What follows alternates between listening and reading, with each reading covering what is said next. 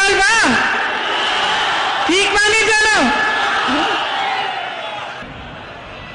मैं कुछ महीनों पहले प्रयागराज में बसवारा गांव गई थी। एक निषादों का गांव है।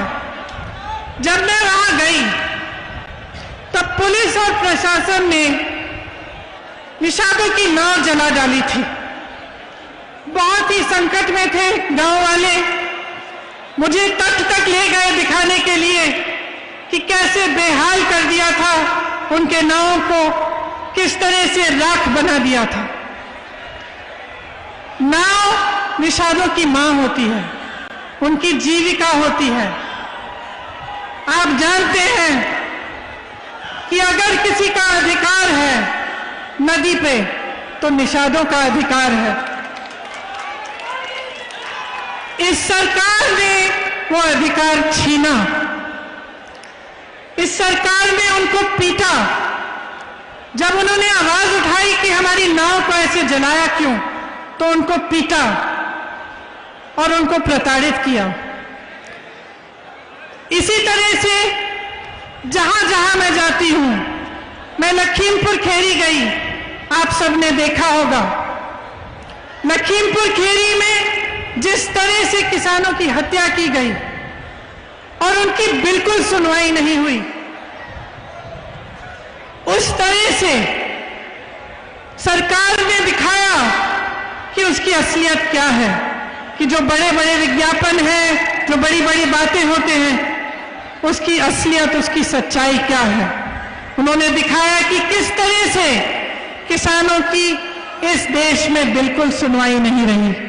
आज अगर किसान प्रताड़ित है, त्रस्त है, तमाम समस्याओं से जूझ रहा है, तो सरकार उसकी इतनी भी मदद करने के लिए तैयार नहीं है।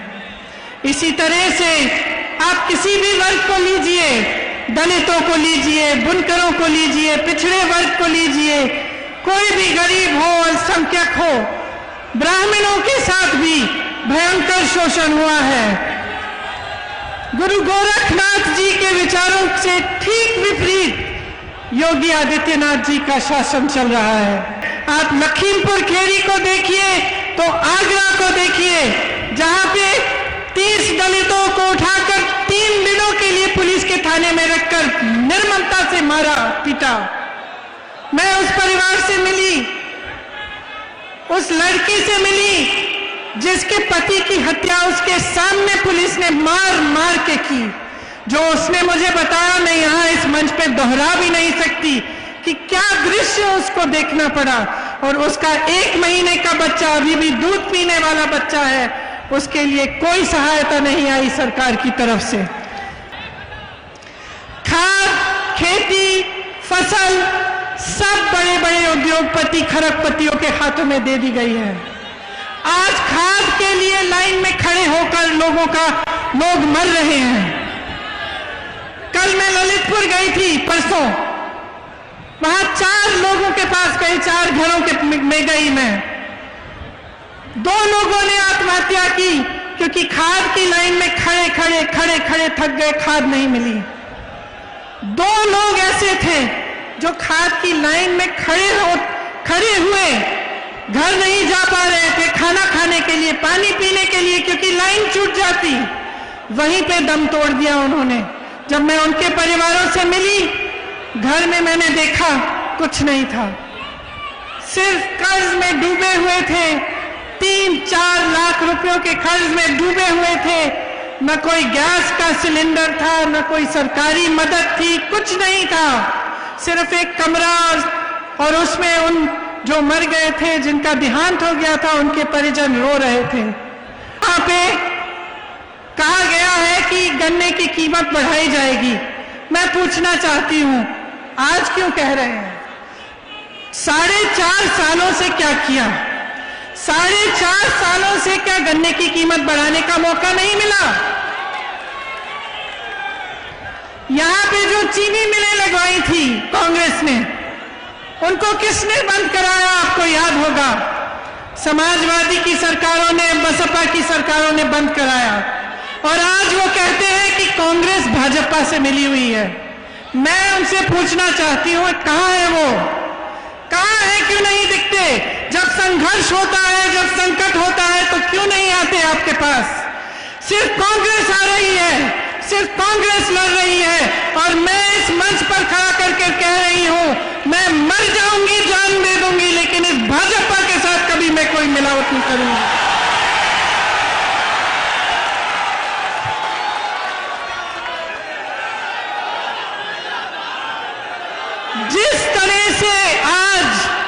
जिस तरह से आज महंगाई ने आपके जीवन खराब कर दिए हैं, जिस तरह से आप जूझ रहे हैं कि 1000 रुपए का पेट्रोल डीजल, 900 रुपए, 1000 रुपए में सिलेंडर, आप कैसे गुजारा करते हैं? मैं जानना चाहती हूं, कैसे गुजारा कर रहे हैं? जितने भी छोटे छोटे दुकानदार हैं, तमाम दुकानें बंद की गई हैं। यहां गोरखपुर में मैंने सुना कि बुलडोजर लगा रखा है।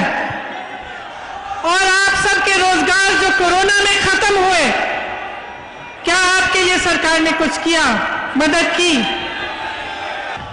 कल अमित शाह जी का मैं एक भाषण देख रही थी, गृह मंत्री हैं, वो कह रहे थे कि अब उत्तर प्रदेश में अपराधियों को ढूंढना पड़ता है तो दूरबीन की जरूरत पड़ती है।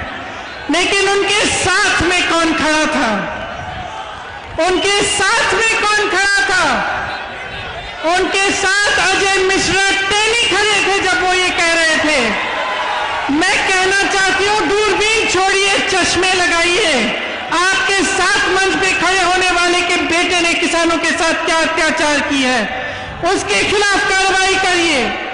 ये देश की जनता जानना चाहती है कि क्या न्याय की उम्मीद नहीं बची है देश में? क्या सिर्फ अपराध का बोलबाला है? क्या गरीब की कोई सुनवाई नहीं है? सिर्फ बड़े बड़े अरबपतियों खरबपतियों की सुनवाई है?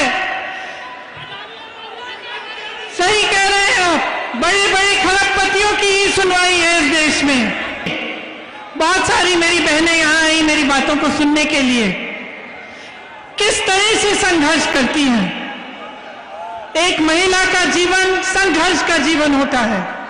घर पे संघर्ष करती है, बाहर जाती है, खेती करती है, घर आकर सबके लिए खाना पकाती है, देखभाल करती है सबका, तमाम संघर्षों का सामना खुद करती है। महिलाओं पर जिस तरह से अत्याचार उत्तर प्रदेश में हुआ है इन 5 सालों में, वो आप मेरे से अच्छी तरह जानते हैं। उन्नाव में आपने देखा क्या हुआ।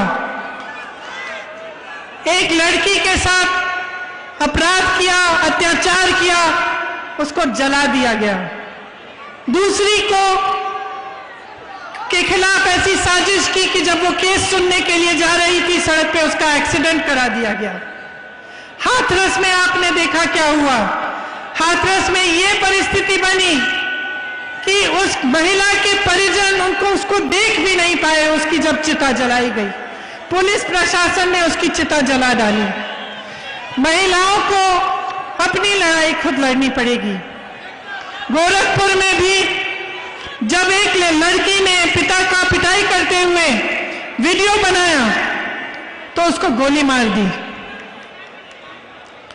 जब एक दलित लड़की के साथ बलात्कार किया गया तो उसको सिगरेट से जलाया गया। विश्वविद्यालय की छात्रा का परिवार न्याय मांगता हुआ दर दर भटक रहा है। मैं अपनी बहनों से कहना चाहती हूं कि मैं आपके लिए लड़ूंगी, कांग्रेस पार्टी आपके लिए लड़ेगी, और मैं आपको वो शक्ति देना चाहती हूं जिसके जरिए आप खुद अपनी लड़ाई मजबूती से लड़ पाएंगी। चाहे जो ऑक्सीजन मांग रहा था उसके खिलाफ कार्रवाई की गई, उसको कहा गया कि तुम्हारी जमीन जब्त कर देंगे। जो परेशान था, जो हॉस्पिटल का वीडियो निकलता था कि अस्पताल में परेशानी है, तो उस हॉस्पिटल को दबाया जाता था, वहां जाकर प्रताड़ित किया जाता था। मदद नहीं आई, सहायता नहीं हुई। कितने लोगों की कोरोना से मौत हुई। आपने देखा कि नदी में लाश किस तरह से बह रही थी, लेकिन सरकार की तरफ से कुछ मदद नहीं आई। आप जानते हैं कि अब रेलवे भी बेची जा रही है, उसका भी प्रयास है। और जो तमाम लोग रेलवे के जरिए रोजगार पा रहे हैं उनका क्या होगा? ये सवाल अब पूछने का वक्त आ गया है। आपके पास यहाँ आकर बहुत सारे खोखले वादे किए गए। आपको बताया गया था कि किसानों की आय दुगनी की जाएगी, कि बाढ़ की समस्या हल की जाएगी, कि छोटे दुकानदारों और व्यापारियों की मदद की जाएगी, कि गन्ना मूल्य 14 दिनों में भुगतान का वादा किया गया था, चीनी मिलें शुरू होंगी। आप बताइए कितने चीनी मिल बंद पड़े हैं? किसी ने शुरू किए? आज के दिन जब मेरे भाई और मैं स्कूल जा रहे थे, रोज जाने से पहले हम अपनी दादी जी से मिलने जाते थे। आज ही के दिन उन्होंने मेरे भाई से कहा कि बेटा अगर मुझे कुछ हो जाएगा तो रोना मत। उनको मालूम था कि उनकी हत्या हो सकती थी, फिर भी वो कभी पीछे नहीं हटी। उनके लिए आपकी आस्था से बढ़कर इस देश, इस दुनिया में कुछ नहीं था। आपकी आस्था थी और उनके दिल में अपने देश के प्रति आस्था थी। मैं भी आपकी आस्था कभी नहीं तोड़ सकती। मेरी बहनें, आपको भाजपा सरकार ने कहा था कि आपको 1 सिलेंडर मुफ्त मिलेगा। उसके बाद उन्होंने सिलेंडर के दाम ऐसे उठा दिए कि आपको वही 1 सिलेंडर अगर मिला तो मिला, उसके बाद नहीं मिल पाया। हमारी सरकार आपको साल में 3 सिलेंडर मुफ्त देगी। आप मेरे दिल के बहुत करीब हो, आपके लिए सब कुछ।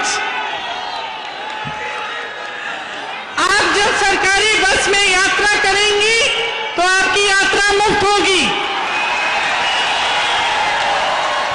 आंगनबाड़ी और आशा बहुएं दिन रात काम करती हैं, उनको कम से कम 10,000 रुपए का मानदेय मिलेगा। कोरोना में बहुत लोगों ने बहुत संकट का और संघर्ष किया, बहुत संकट का सामना किया। हमारा संकल्प है कि कोई भी बीमारी हो 10 लाख तक उसका मुफ्त इलाज सरकार कराएगी।